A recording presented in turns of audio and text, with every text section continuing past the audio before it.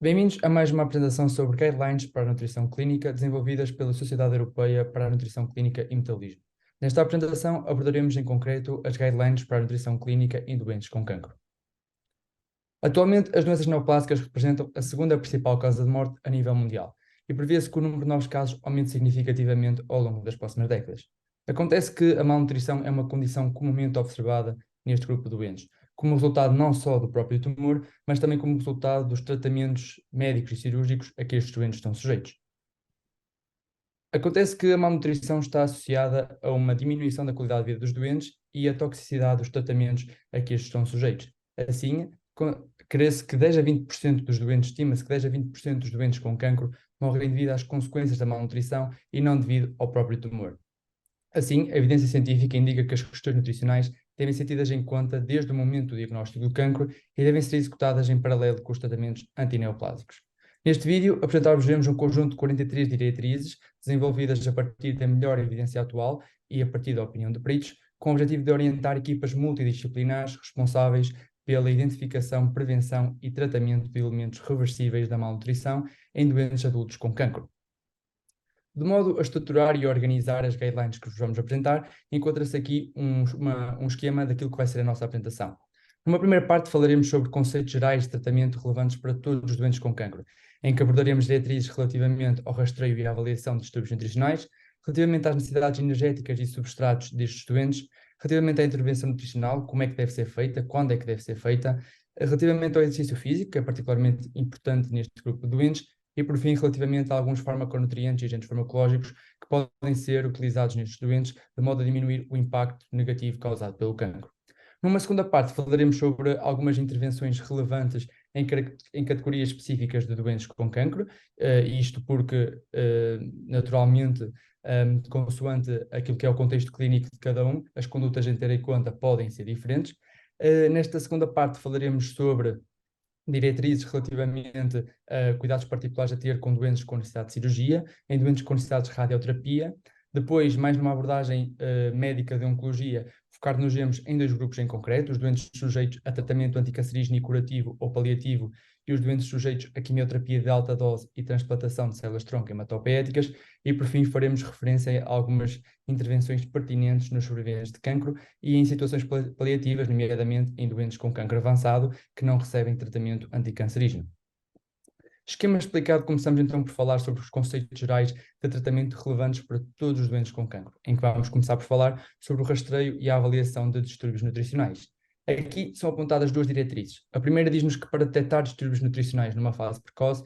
se recomenda a avaliação regular da ingestão nutricional, da alteração de peso e do índice de massa corporal, iniciando esta avaliação no momento do diagnóstico do cancro e depois repetindo-a em função da estabilidade da situação clínica do doente. Já a segunda diz-nos que, caso este rastreio seja anormal, recomenda-se uma avaliação objetiva e quantitativa da ingestão nutricional, dos sintomas de impacto nutricional, da massa muscular, do desempenho físico e do grau de inflamação sistémica. Já relativamente às necessidades energéticas e de substratos, é recomendado que o gasto energético total dos doentes com cancro, caso não seja medido individualmente, seja considerado semelhante ao dos indivíduos saudáveis, variando geralmente entre 25 e 30 quilocalorias quilograma a dia. Isto porque, embora o gasto energético em repouso esteja muitas vezes aumentado neste grupo de doentes, quando nós olhamos para aquilo que é o gasto energético total, este parece ser inferior nos doentes com cancro avançado comparativamente com os doentes saudáveis. Já relativamente à ingestão proteica, recomenda-se que esta seja superior a 1 grama quilograma a dia e, se possível, até 1,5 gramas quilograma a dia. Isto porque, de facto, a síntese proteica muscular não se encontra diminuída nos doentes com cancro, e vários estudos sugerem que este processo não se encontra alterado e que se mantém sensível ao aporte alimentar de aminoácidos. Assim, considera-se que a ingestão proteica nestes doentes seja similar ou até ligeiramente superior nestes doentes, comparativamente com aquela que é recomendada num indivíduo saudável, que é cerca de 0,8 a 1 grama quilograma a dia. Relativamente às vitaminas e minerais, recomenda-se que estes sejam fornecidos em quantidades aproximadamente iguais à dose diária recomendada e é desencorajada a sua utilização em doses elevadas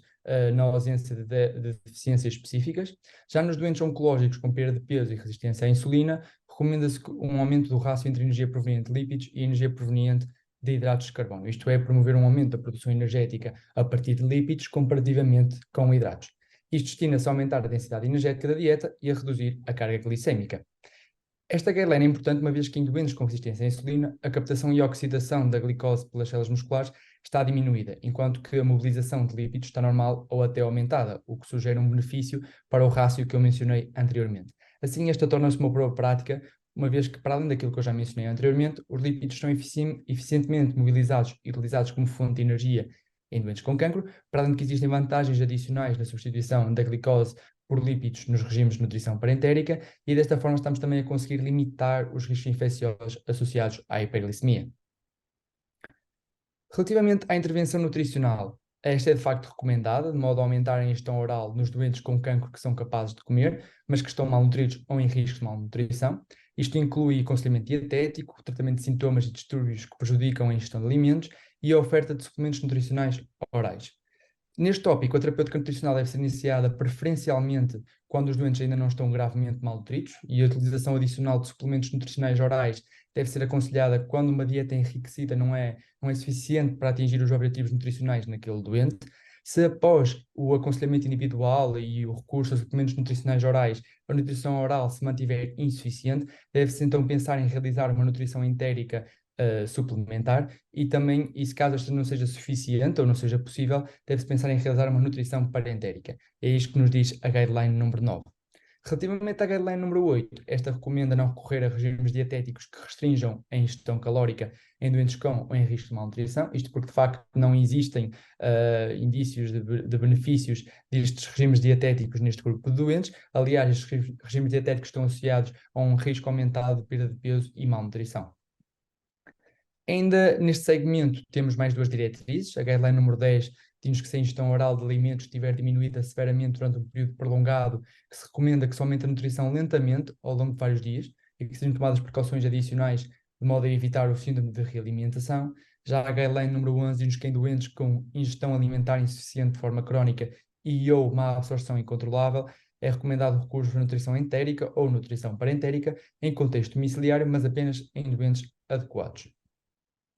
Passando agora para o exercício físico, a guideline número 12 aponta para a importância dessa prática, uma vez que a prática de exercício físico está associada à manutenção ou até melhorias significativas nas várias valências da saúde do doente. Já a guideline número 13 aponta para a importância em particular do exercício de resistência individualizado para além do exercício aeróbico.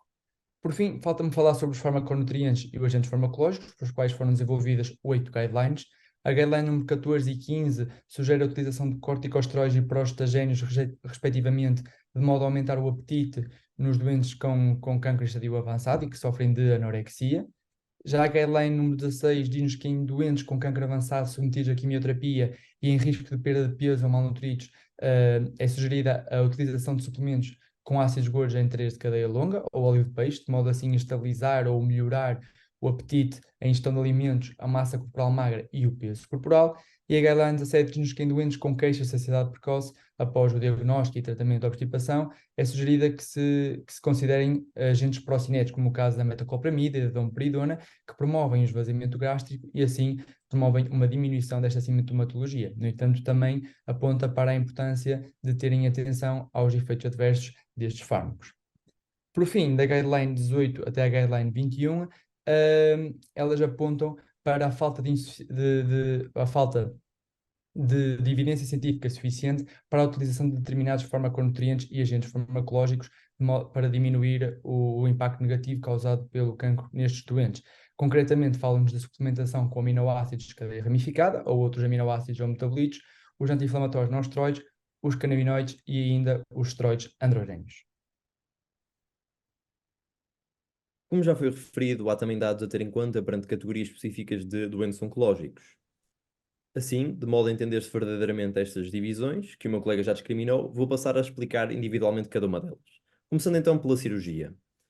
Aqui destacamos desde logo as guidelines 22 e 23, onde, para todos os doentes oncológicos submetidos a cirurgia curativa ou paliativa, bem como todos os doentes submetidos a cirurgias repetidas no âmbito de uma terapia oncológica multimodal, recomenda-se a integração num programa ERAS, um programa de Enhanced Recovery After Surgery, que pretende minimizar o stress cirúrgico, promover a manutenção do estado nutricional e assim reduzir complicações e otimizar a recuperação. Ainda nestas situações, temos também grupos de doentes de risco, que são apontados pelas guidelines 24 e 25, Na 24, aqueles em risco de malnutrição ou já malnutridos, onde se recomenda um suporte nutricional adequado, tanto a nível intra-hospitalar como depois no domicílio após alta. E ainda os doentes com cancro gastrointestinal superior a serem submetidos à reseção cirúrgica no contexto de cuidados tradicionais, onde se recomenda uma imunonutrição, que é basicamente uma nutrição imunomoduladora, rica em nutrientes específicos como arginina, ácidos gordos em 3 e nucleótidos. Depois, temos ainda o contexto da radioterapia. Aqui destaca-se desde logo a Guideline 26, onde se recomenda que durante a radioterapia, e com especial atenção à radioterapia da cabeça-pescoço, tórax e trato gastrointestinal, seja assegurado um aporte nutricional adequado, sobretudo através de aconselhamento individual ou por recurso a suplementos nutricionais orais, para evitar deterioração nutricional e, consequentemente, evitar interrupções da radioterapia. Isto faz sentido porque nestas situações, sobretudo quando envolve cabeça-pescoço, então aumenta-se o risco notório de mucosite, de redução da ingestão nutricional e de perda ponderal, que pode chegar a 80%. Nesta circunstância, temos também a Guideline 27, onde se recomenda que se faça regularmente o rastreio da disfagia e assim também encorajar e educar os doentes sobre como manter a sua função de deglutição durante a nutrição entérica, a partir, por exemplo, de exercícios especializados que permitem então que a sua abordagem seja feita de uma forma terapêutica ou profilática, consoante o caso. Seguidamente, temos a Guideline 28, onde se recomenda a utilização de tubos nasogástricos ou percutâneos em contexto de nutrição entérica, nos casos aqui referidos. Isto faz bastante sentido porque em doentes nestas situações, realmente há um risco aumentado de diminuição do desempenho físico, desidratação, diminuição da tolerância ao tratamento e, consequentemente, aumento das interrupções do tratamento, e é por isso que as Guidelines 26 e 27 e 28, aliás, poderão ser muito importantes para minimizar este risco. Aqui, pela Guideline 29, vemos a semelhança daquilo que também já foi referido para conceitos gerais, é que não se recomenda a nutrição parentérica como uma abordagem a generalizar, sendo que apenas deve ser utilizada se não for possível a nutrição oral ou a entérica adequadas. Uma nota também para as Guidelines 30 e 31, onde também há semelhança de guidelines que já falamos em contextos gerais, não existem dados clínicos consistentes suficientes para recomendar certos compostos, como glutamina nos casos descritos, ou probióticos para reduzir a diarreia radioinduzida. Seguidamente, temos então o caso da oncologia numa perspectiva mais médica, onde, lá está, temos os tais dois grandes grupos, onde vou começar por falar do tratamento anticancerígeno curativo ou paliativo. Dentro deste grupo, destacamos que os doentes sujeitos a este tratamento devem ter assegurado um aporte nutricional adequado e manutenção da atividade